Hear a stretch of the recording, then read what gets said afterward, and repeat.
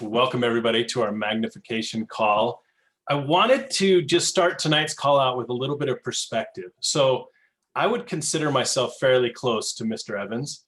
And lately he has been so busy that if I want to talk to him on Thursday, I need to start texting him on Monday and then sending a reminder that I need to talk to him every day up until we finally connect on Thursday. And so the fact that we have him for an hour uninterrupted every Sunday night is a big deal. And we are certainly honored to have you here, Mr. Evans. Thank you so much for joining us. Happy Valentine's Day, everybody. Like Richard said, I am gonna duck out and go spend some time with my beautiful bride. And but I certainly love all of you. And thank you for joining us. Michael, before you go, did you make me and Diane co-host, and Joseph offered to be co-host? Thank you. I did. Just there we are. Okay, it wasn't showing up. Thank you. Okay, cool. Yeah. Hey, Michael, thank you. Say hi to Angie. I will. A great night. I will. Thank you, guys. Okay, happy Valentine's Day to all of you. My daughter tells me that tomorrow is Single Awareness Day. The acronym for SAD. I think that's kind of horrible. And then my daughter Abby, she this is funny and horrible at the same time. Abby's been divorced a year now, so she got an email tonight that said, "I think you look really nice. I'm looking for someone to love me. I guess you could call me a sugar daddy. We could start at $500 a week and just see how things work out from there." And Abby's response was classic. She wrote back, "And I didn't think I was going to get a Valentine's this year."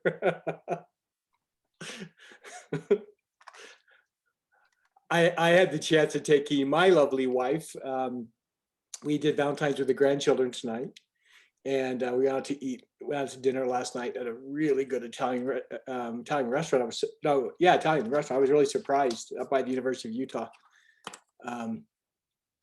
I liked her meal better. I ended up pretty much eating her dish, which is fine because she's little.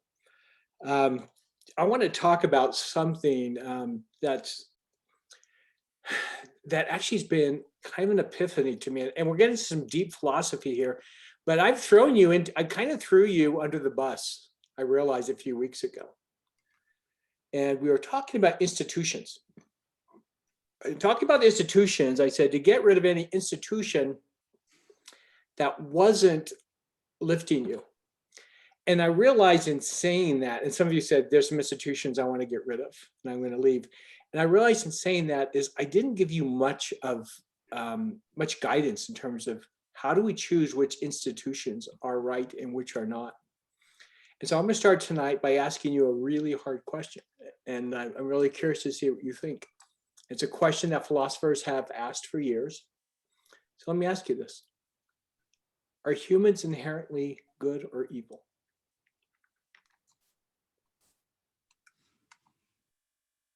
Joseph, you want to speak? Go ahead. So I believe we are inherently good. We come to the earth to do good. And then oftentimes people are influenced and gain patterns of evil or malicious intent as they're just worked on and go through different life experiences. Okay, so based on what's happening to us is how we change. Who else has an idea? Are we good or are we evil? Jay Walter, what do you think?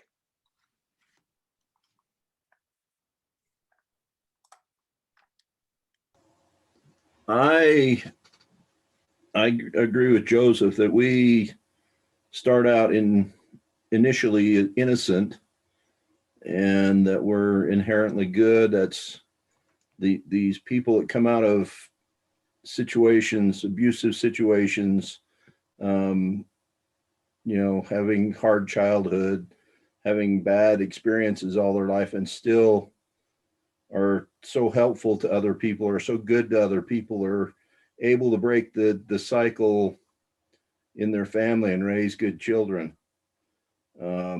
I think that is something that's inherent in our soul And if with the choices we make, we can choose to be good or evil.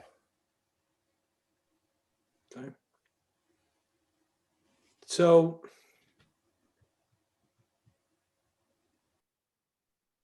this is why this is difficult.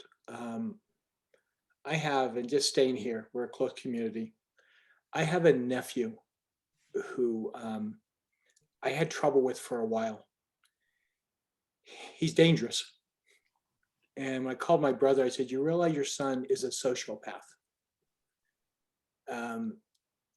It's recent, like for instance, he has stolen so much of their stuff, so much of their money. He gets a call and it's like, by the way, your son just spent $1,000 on a skateboard. The principal told him, it's like, where did he get $1,000? He goes, somehow he found this money we had stashed and took it to school. One time he came out and he had a drill and was drilling the side of a car with very expensive his work truck. If you go the side of the tire, you can't repair the side of a tire. So it was like $400. He goes, why did you do that? And he said, bad choice. Okay, that was, and I found out my sister had gone to a temple dedication. And while she was gone, he raped her son. And she was really vexed. And she went through the details. It was very sickening. Okay, so you hear that, and it's like, I don't want him to go to my ranch. My brother can do work at my ranch. I don't want him at my ranch. I was afraid he would go and kill the animals, our pets. He went to my brother's house. He raises birds, like canaries, and he went in and he grabbed them and he broke their necks. Killed the birds. And that's why. I don't know. So I told my brother, I said, you have, and now this son, by the way, was adopted. He actually came to the Christmas box house. Parents, drug addicts. Okay. So I told him, I said, your son, so they got him when he was really young. So you think, well, it can be learned, right? It's like he learned this, and my brother is a very kind, gentle person, but his son's dangerous. And so when I showed my brother an article about sociopaths, am I saying, is it sociopath or psychopath? The ones that can kill without remorse, they feel no remorse. You can't, this is interesting, you can't punish them either. Punishment and threat of punishment does not work with them. And it's interesting because this was in the article, and my brother told me the same thing. He goes, it doesn't matter. You could tell him he's going to jail. It would not deter him in any way. And that's the way psychopaths think. Well, he recently went up on a job with my brother, and he snuck out, broke into a house. Now, bear in mind, he's 12 years old. He's 12. Broke into a house, stole a gun, came back and brought it to school. Now, could you imagine? It was caught by the police. So this blew up. He was already being charged because he had broken into two neighbors' home. One, he had gotten in and stolen a girl's underwear. So there's sexual perversion. And the other is he had stole property worth more than $1,000 and broke it and left it in the street. It was a drone, a very expensive drone. I was having trouble not hating this boy. Feeling tremendous anger. Did anyone else feel really feel angry at this boy when you heard this? Did you? You didn't? I do. I felt this real anger. It's like, and the judge ordered a psychological test. And this is what it came back with. His IQ is barely 80. Barely 80, which means that he is just a little bit above mentally retarded. Okay? He'd never make it through school. Second, his frontal cortex never developed. Well, that's where we make decisions. That's where we judge right and wrong. So when he says, I don't know, bad decision, he is literally unable to do that. Just like I'm unable to play the piano. He's unable to make these decisions. People in this realm have to fake it. It's kind of like someone who's severely autistic, well, like my son-in-law said to me, he goes, he would watch to see how I would react to people because it didn't naturally come to him. But he saw that it worked. So he's very, very smart. So intellectually, he would look at it and say, I'm going to copy his behavior. So is there a physiological aspect of it? Absolutely, we can see it. And what is the best that's going to happen? I'm really scared. I'm scared for their neighbors. I'm scared. The neighbors are terrified. It's like he's already sexually assaulted one of our family. There's little girls in the neighborhood. There's something so wrong. So what do you do with them? I look at my brother, and I think my brother, in some levels, I think of my brother's being very naive. On other levels, I think of my brother as a saint. Yeah. I mean, he said it would be best, someone wrote, it'd be best to get help for him. Yeah. Try it. Yeah. Put him into institution. I mean, the truth is, when they're like that, they could be institutionalized for life. Okay, so coming down, in fact, this article I read on psychopaths, this woman's driving along, and all of a sudden she hears a sound. She turns around, and her 9-year-old daughter is strangling to death her 18-month-old in the baby seat. She screams at her, pulls over the car, yanks her off of her, and she goes, "You could have killed her." And she goes, "I know." "No." "You wanted to kill her?" "Yeah." "Why?" "I don't know." It's like when people are wired wrong. So the questions of good and evil become really tricky.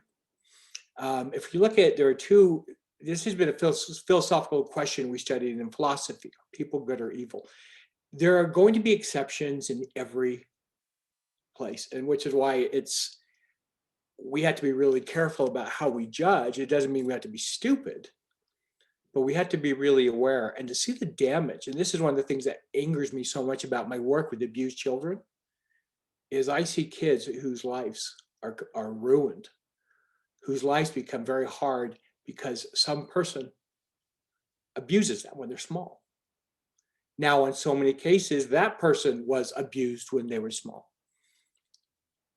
Okay, so if any of you saw The Shack, you know what I'm talking about when it talks about when does a cycle break. You hate them until they get older. One night I got a call from a friend. He goes, "I need your help." And he goes, "Last week, the worst thing in my life happened." I go, "What happened?" He goes, "We were just sitting around." He's gay. He was there with his partner. When suddenly at 11 p.m., the door is kicked in and 6 men run in SWAT gear and assault rifles. Eyes covered. He goes, "I was sure we were dead." And he goes, "My partner has been selling child porn." And they tracked him down. He wanted to know if I'd be willing to write a letter to the judge because he's going for a long time. And I said, "I can't do that." I said, I'm the chairman of an organization that protects abused children. I can't do that." But this is the dilemma. He said he was kidnapped when he was 5 years old and had been sexually abused and used into child porn all the way up to 18. So as soon as he was 18, all of a sudden, now this is the only life he knows. And now he's guilty. Now all of a sudden, he's the evil one. But this was the life he was put through. And that's why he wanted me to help. And I just said, "Look, I can't do it. I'm really sorry. This is a horrible situation."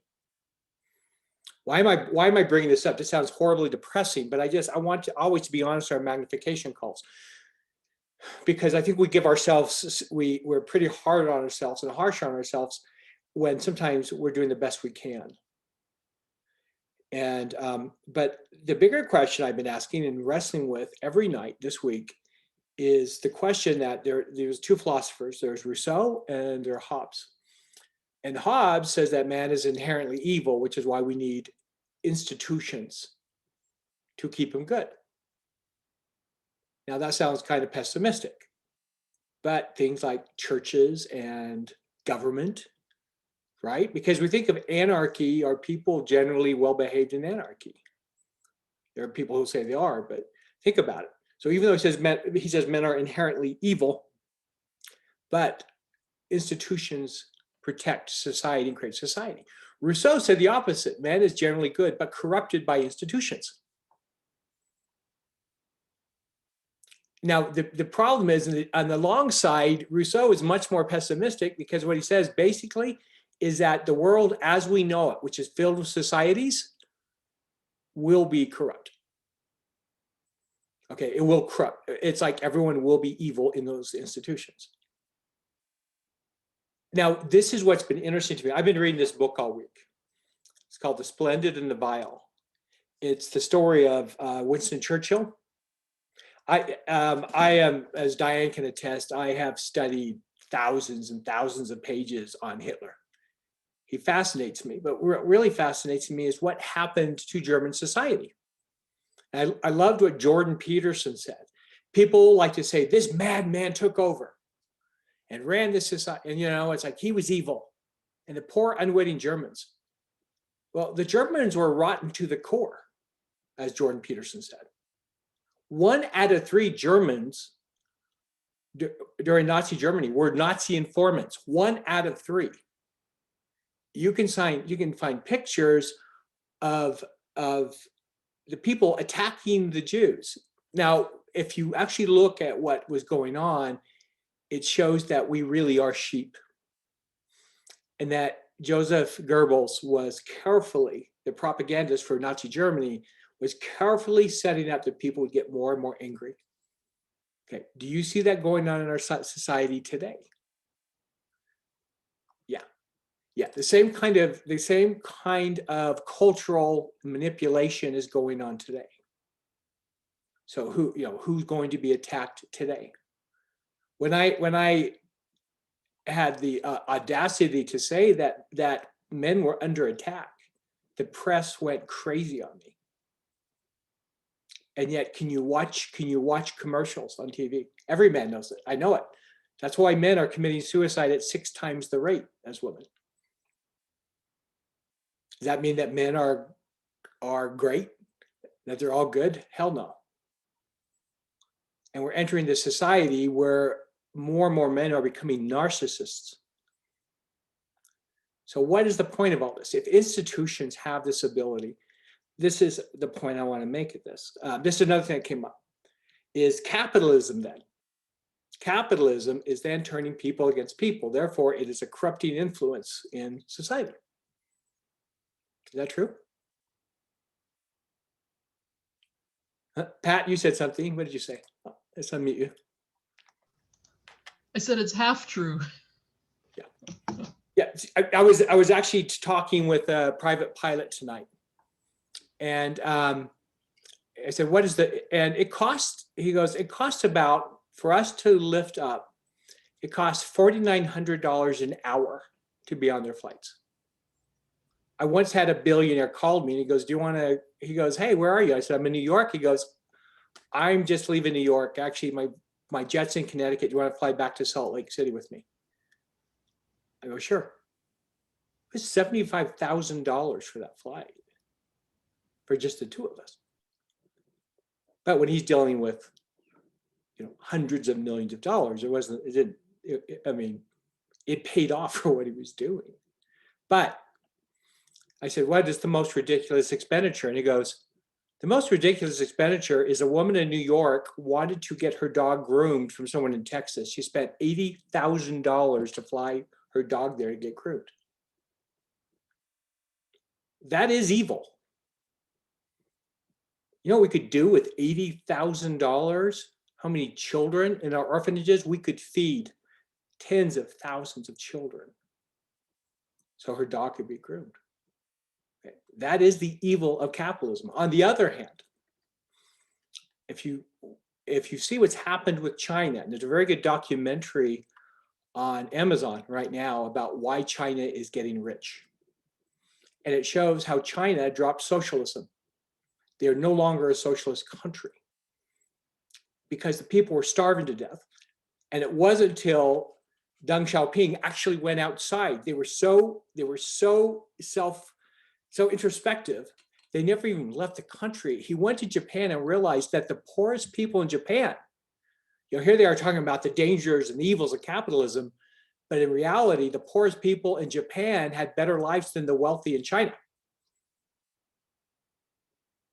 He said the entire society was lifted up. They all had better lives. And so they scrapped that concept of socialism. It all gets very, when you actually see what's happening, I'm just reading this about, were there evil people in Britain during the bombing? Of course there were. But what happened? Why were the Germans willing to inflict such pain and terror on the British? I'm reading this thing from Joseph Goebbels, his diary, and it kind of freaked me out a little bit. I mean, if you read it without out of context,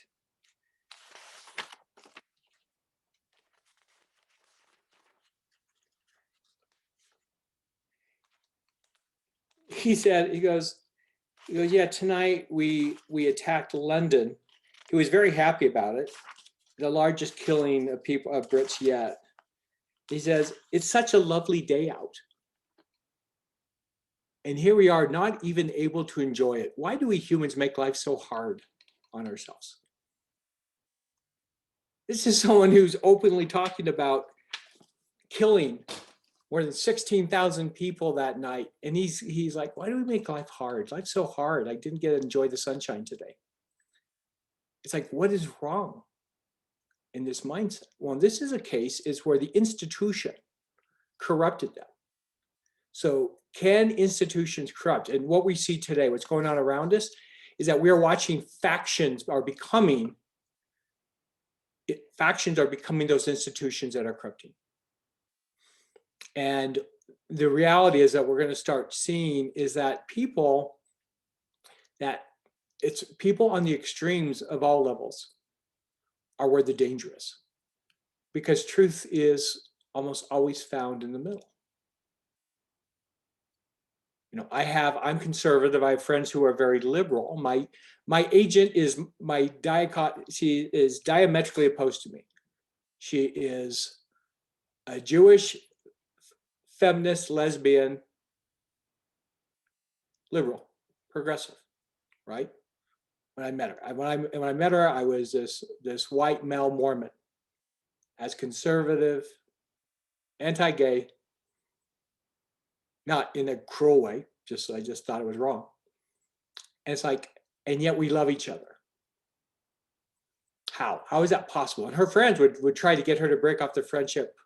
And I would have people say to me, why would you work with someone like that? I said, I love her. So how does that work? Well, you know exactly how it works.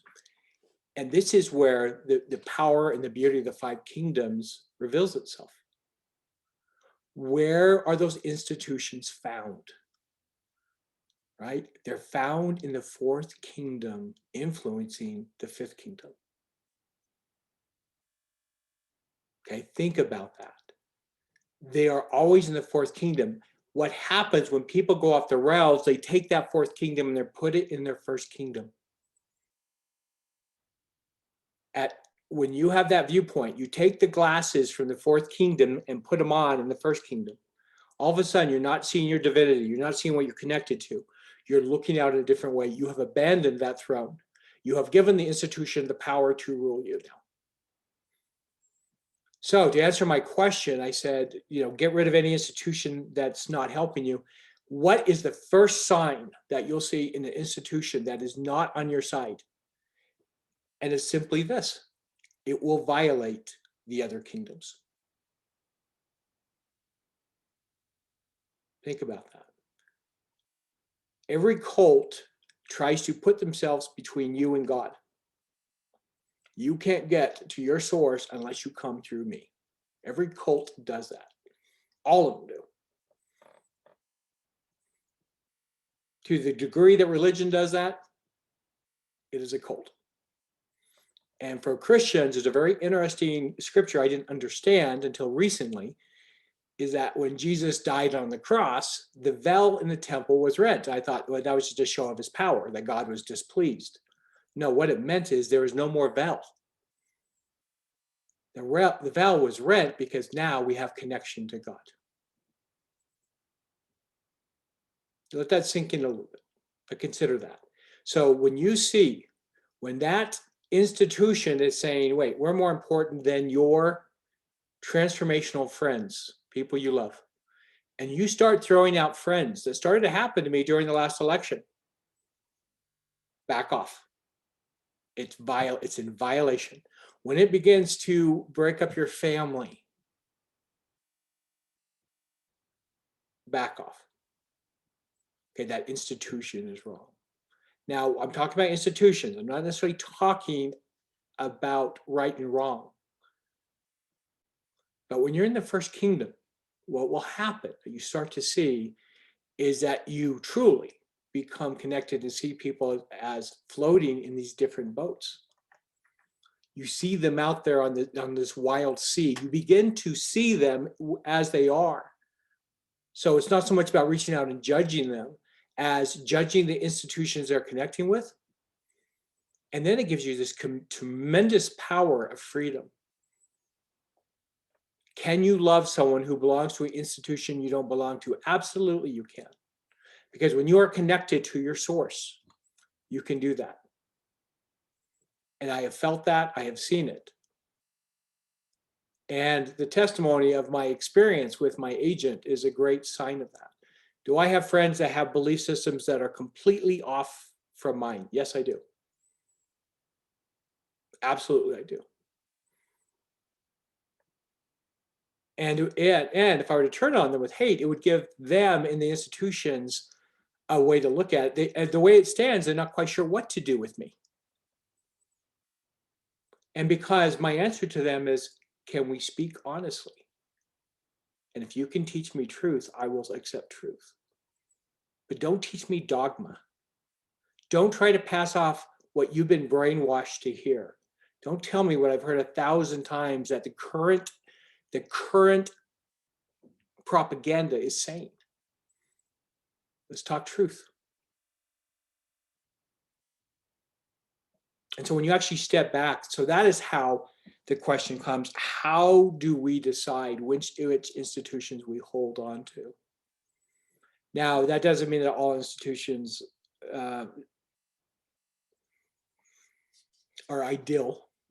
And I think at this point, we need to look at the institutions and say, well, is it getting me closer? Is it respecting and putting me in the right place in my first kingdom? Or am I able to maintain the first kingdom? Can people take institutions to the extreme? Absolutely, they do all the time. And I think you could see that with any religion, right? You can see people take their religion and say, well, I'm going to put it in my first kingdom. And you see what happens. That isn't necessarily the institution's fault. It can be. And again, if you actually look at how cults are created and cult mind control, that is part of the game. You only answer to us. All right. So to that level, they are complicit and culpable for what they've done. Okay. But in the end, what matters is you have a connection in your first kingdom and you get to choose which of those boats in the fourth kingdom you're going to sail on. So be very careful about them. Look at them and say, is this taking me exactly where I want to be? Because the more I look at this entire world is a matter of factions fighting. Now, I heard a saying this week that was very interesting to me. And it was Benjamin Franklin, because Thomas Jefferson was afraid that, he said, factions is what's going to bring America down. The only way we can keep this democracy is if factions don't run amok. Okay, interesting concept. Franklin did not believe that would be a problem. The reason being, he said, every time a faction gets big, it breaks up. Have you noticed that? These guys were very, very smart. But once they get big, they tend to turn on each other. But what if they don't? Like the Nazi Party. then other institutions rise to meet them. But there's a whole lot of suffering and pain along that way.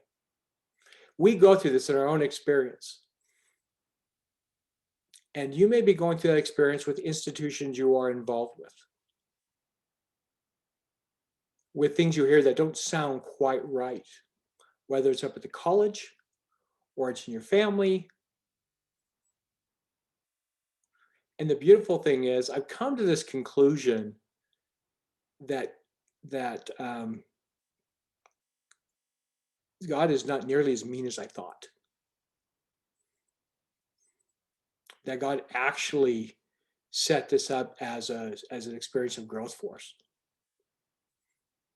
And so, and you think, well, someone, and it's interesting. It's like people say, well, if you say, well, who is the cruelest person in history? How many would think Hitler? Say, well, Hitler was, right? People say that. You realize that Chairman Mao killed double the people Hitler did. Okay, Stalin killed more people than Hitler. Tortured, work camps. I mean, Hitler was an amateur compared to them. So why is Hitler known as well? Because Hitler, first of all, during the 60s, there was a rise of socialism and communist, right after the McCarthy trials, of communist sympathy. No one wanted to admit, the newspapers would not admit what Stalin was doing. If you look historically, you can see it. Stalin's systematically killing people and the newspapers are not reporting it. Why? I mean, why? It's just, there's always an agenda. But there's always these institutions fighting, and that's the nature. And I look at, as I've been reading this, because the RAF, the Royal Air Force, could not fight at night. They didn't have aircraft to aircraft radar. And so, and the actual, you always see these newsreels of people with anti-aircraft guns shooting flak up in there, right? They would get one airplane for about every 30,000 rounds. It was not efficient at all. And so they were dropping millions of tons of incendiaries and bombs on London and England. They couldn't stop them at night. So most of the time they didn't even try. They would just call out the trucks and the fire trucks and get ready to protect themselves. But as I read this, it's like the thing that intrigued me about this book is, while this is going on, there are still love stories. There are still people getting married. There are still babies being born. People would get up after their city was bombed and go to work the next day. And people just kept carrying on. I thought, oh my gosh, this reminds me of the pandemic in the extreme. And some people even reported, it's like, I hate to say it, but I'm actually finding happiness right now. Because the fragility of life has opened my eyes. And so all of a sudden, they're much more open to how to live life and how to love and to not waste time. Has anyone experienced that with the pandemic? Raise your hand if you've experienced any of that. Yeah, I've experienced some of that myself. I found, and as you know, because we're talking, I've found much good in some of these experiences. So if we're waiting for things to get back to normal, which will never exist, but there really has never been a normal. And to realize that somewhere in the world, hard things are always happening.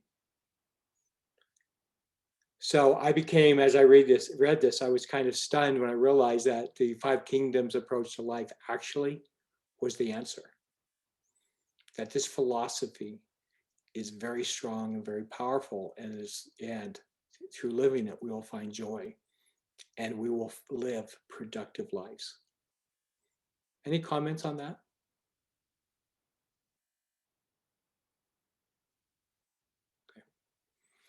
Okay. In looking at, that was just what's been on my mind. I've been writing notes all day and looking at philosophers, and it's like, what is the answer here? And I realized that the answer was right, that the Five Kingdoms works is really exciting to me. I mean, I knew it worked, but I mean, did it work in the highest, I mean, the most deep, dark level? I thought, how interesting. My son asked me tonight, basically someone gave me a machine gun tonight.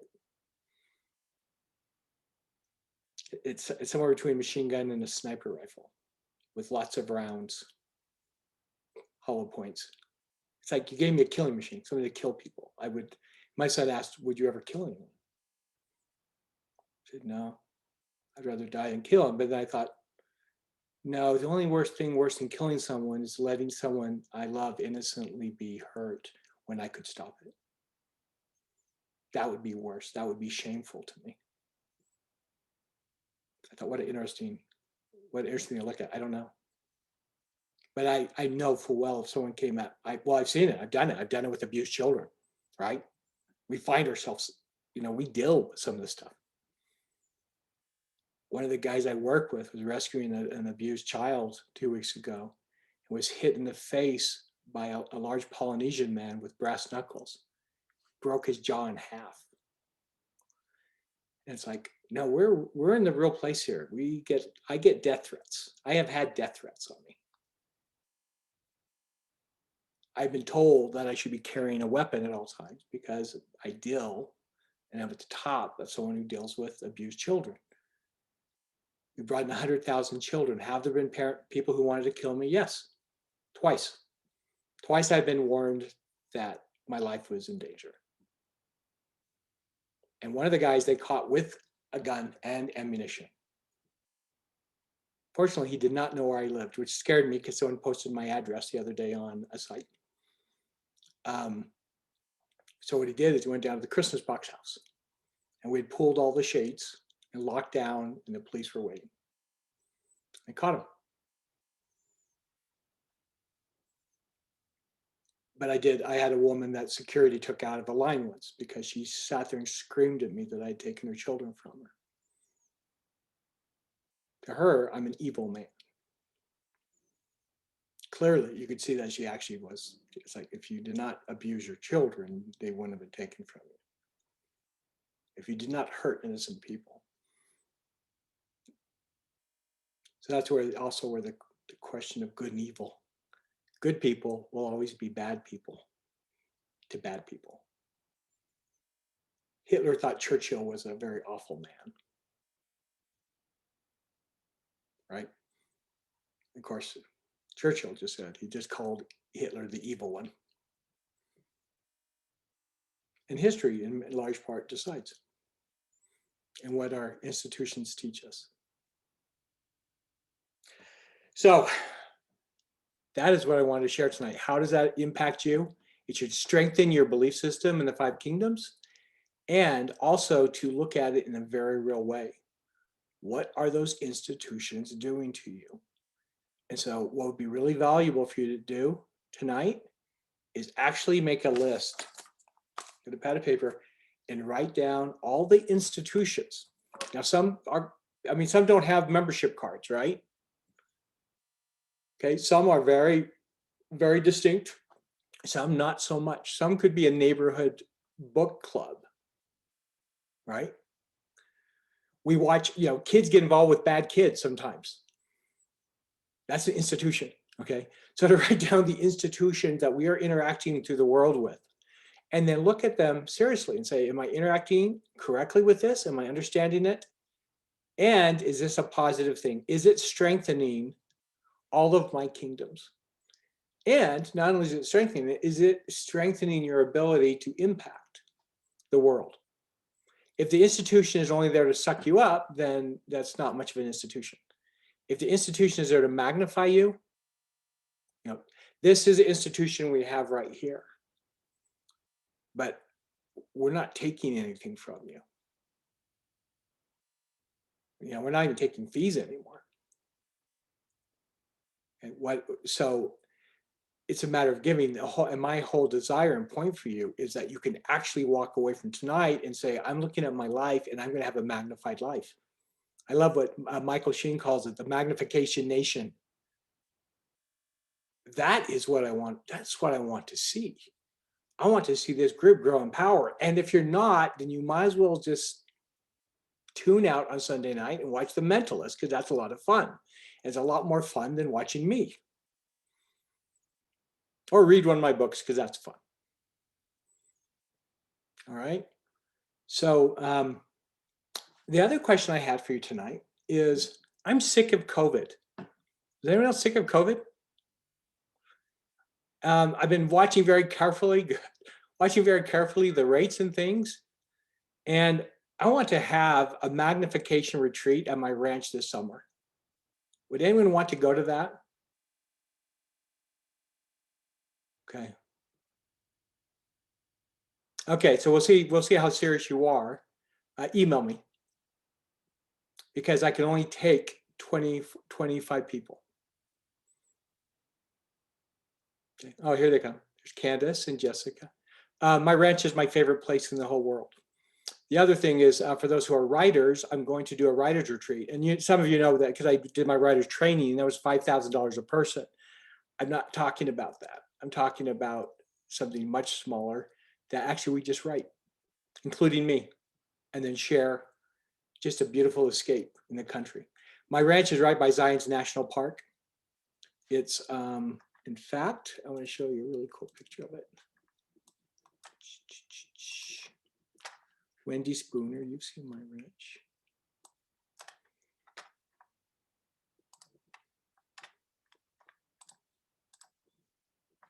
There you go. Can you see that?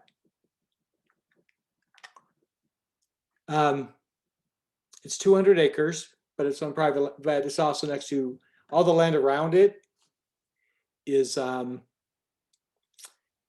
government land. So you can basically go forever. It's right by Zion's National Park. So, I mean, if you go to the bus station, you'll see buses of Chinese and Italians and French, you know, because people come from all around the world to see it. This is what it looks like. It's absolutely gorgeous. There's 4 homes on the property. Theater. This pond right here is like the size of a football field. So we actually put boats out there and play games. Pizza oven. It's my favorite place in the world. So anyway, how many have been to my ranch? Jay, you have. Am I overselling it, Jay? It's the happy place. That's where Diane wants to be. You're in. That's where Diane wants to be buried, huh? We love the ranch. We're going down to paint it soon. Anyway, that's what I'm thinking. I'm thinking, how can we grow as a group? And Michael's comment, Magnification Nation, I absolutely love. So I'm thinking, how can we? The first thing I found, because we were doing this with men, the first thing I found with men when we got there is they were tired, and some of them would get there and they would just fall asleep. And so I had all these things scheduled, and we realized this isn't the place to schedule.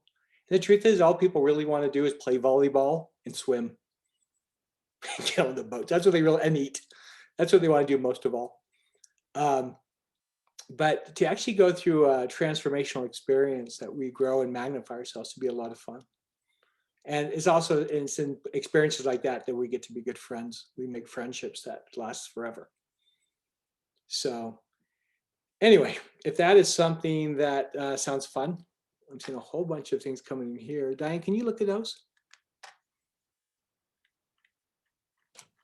Maybe take a picture of those and just. Oh, I wrote them. I ran. I've already written them down. Oh, awesome. Jay, there's a best beanbag chair. I remember I came in and who was it? They were fast asleep on the beanbag chair and they were there for like, was it you? No, it wasn't you. It was Tucker. And it was, the cool thing is that we got together that night and he had been so isolated and afraid of seeing people. It took all the courage he could get to actually see us. So cool. Okay. Terry Benson. That'd be awesome, Terry. Wendy is in. Cool. Okay, this is going to be a ball. It would be so much fun. I just want to get out. I'm so sick of COVID. And the cool thing is, like, the nearest neighbor is a mile away. And it wasn't until October that they had their first case of COVID in the county. It's clean air, people. It's clean air. So we'll just check your temperature when you get there, and then we'll just have a ball. So. Massively share this weekly call via social media. Joseph, right now, no, because we're almost at 20 people right now. But we'll talk about on the writers thing. Yeah, we could. Yeah, there's also a massive teepee I want to turn into a glamping thing. So anyway, I just wanted to throw that out there to see if you want to, because I love being here with you Sunday nights. Michael said, you know, you make the sacrifice, but the truth is I love being with you. And I love the chance to share ideas. And can you bring a tent trailer? Absolutely. Yeah, we'll figure it out how we can make it the most fun. But there will be volleyball. Okay? There will be volleyball. If you want, we have 30 paintball guns. If you want to wage paintball wars, okay, we have a full arsenal to do that. But volleyball is the best. So, Joseph, you love volleyball? Yeah. So anyway, thank you so much. Do you have anyone have any comments? Are you having a good Valentine's Day? Do you feel loved? I hope. I'll be your Valentine. Yes, Janelle. I just want to say that I just so enjoy these calls on Sunday night. I think I really appreciate the honesty and just the whole transparency, because I know a lot of people are going through so much in their life right now. And it's just so nice to, I mean, sometimes you kind of think, oh, everyone's life is just way more perfect than mine, you know, and, you know, sucks to be you, woe is my life type of thing. And I mean, I've got a lot of crap going on in my life right now, but it's just so nice to kind of get together with people and they're just sharing their heart and you kind of feel like you're supported somehow. And I just look forward to it, just the positiveness of it all. And so I just want to thank you for that. It's really great. You know, it makes me happy every time I see you here. Oh, that's sweet. Thanks. It does. It's like when we saw you actually signed up for the Queens thing and they were so excited. And it makes me happy. No, this is actually a manifestation, right, of the fourth kingdom, of the institutions. We are an institution. Mm-hmm. And where this is supposed to go, I'm not totally sure, and how to build it and where to go. But frankly, right now, I really enjoy this. I think what we have here is something that's growing. I learned from you, and I think we do have some really good discussions. And hopefully that this will empower you on the base of everything we're talking about. And this is this deep core philosophy of the five kingdoms. And I need a reminder too, because I get off the rails myself. You know, I seriously, for about 2 months, I stopped contacting my children every single day by asking my source who I need to talk to. And when that happens, what happens? You start to lose touch. Right? So we have these opportunities. So thank you so much for being here tonight. And what we'll do, Diane, let's just start making a list and we'll put it out there. And then I'm thinking, you know, probably mid-June to do something, and we'll come up with an agenda what that will look like and how we can do something fun. But it would be just a lot of fun. And because that is my happy place, and I only share it with people I love. There are people I've banned from my ranch. If I don't love you, you may not come to my ranch. And Diane, we blew this once, didn't we? We let someone come to the ranch that we knew we should not let come, but we wanted to help them and we let them come. Big mistake. Mm-hmm. And he made people cry. And I had to pull him aside and tell him I was going to send him home. He was a movie producer if he did not pull his act together, because at the ranch is where we love and support each other. When we knew it going into it, we knew it. Now, one person we just flat out did not let come. And he goes, I've got $5,000 right here. I want to come. We said, no, you may not come. So anyway, cool. This will be fun. Thanks so much, guys. Look at those kingdoms tonight. Write down those institutions that are affecting your fourth kingdom. And so, by the way, you can now buy if you go to Kingdom Organizer, you can buy the organizers refills without belonging. You can tell your friends they can be part of it. We have the videos. Michael Sheen just finished the website 2 or 3 nights ago. And CJ is going to be taking the lead on instruction and eventually sales. We're trying to figure out what that looks like. And so anyway, we're figuring out how that's going to look and how it's going to work. But if you go to Kingdom Organizer right now, we have the events. People can click on to get here. So right now, our sense is let's just build this and help people grow. You know, if people want to make a donation to it later or something, that's fine. We'll figure something out. But right now, we don't really care. Let's just, during this hard time, let's build this organization. Let's build our community like we're doing. We've been very consistent with the number of people on our calls who are here. I think we have built a family. Would you agree? Yeah, it really feels that way. There's some people I know better than others, but I recognize all of you. It's awesome. So, all right. Hey, thanks so much, everyone. We will be in touch, and we'll see you next Sunday. And then I'll have it by next Sunday. I'll have a date, okay? And anyone who's on this list will get first shot at getting on there, because we can only fit so many we had to one time rent homes in Orderville, which is about 8 miles away. We'd like to avoid that because the whole experience of being at the ranch. We have just finished the stable, which is now a meeting room, and it's beautiful. It's fun, and we can actually fit 8 people in there. So, but we've had people fly in from all around the world, as far from London, to come to these events. And you can fly in through Las Vegas or through Salt Lake. Vegas is actually closer. And if you want to spend a few days there, but it's about 2.5 hours from Vegas. Yes. Yeah. So what we did last time is we actually just had people. We have someone who would definitely want to join us, Vinny Vegas. We have people in Vegas who are huge fans, and they actually carpool.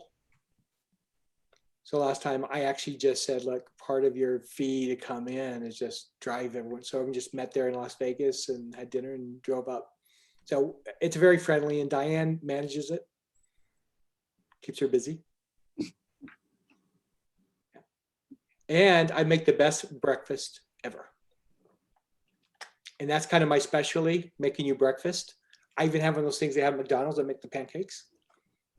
And I've learned by cooking under the viaduct for the homeless how to make the best pancakes in the world. I had to learn that. And I finally said, okay, how come the pancakes under the viaduct, it's not just love, are better than the ones I make at home? And I found out why. And I'll tell you at the ranch. So I make a really great crepe. Mm-hmm. Yeah, and I make the best fried rice. So, all right. Love you all. And Thank you, Rick. We'll see you soon. Take care. Rick. Thanks, Rick. Good seeing you. Good seeing you. Good night, Rick. Happy Valentine's. Thank you. Good night. Happy Valentine's Day. Thank you. Good job, Good night, everybody. Bye. Well, Valentine's. See ya.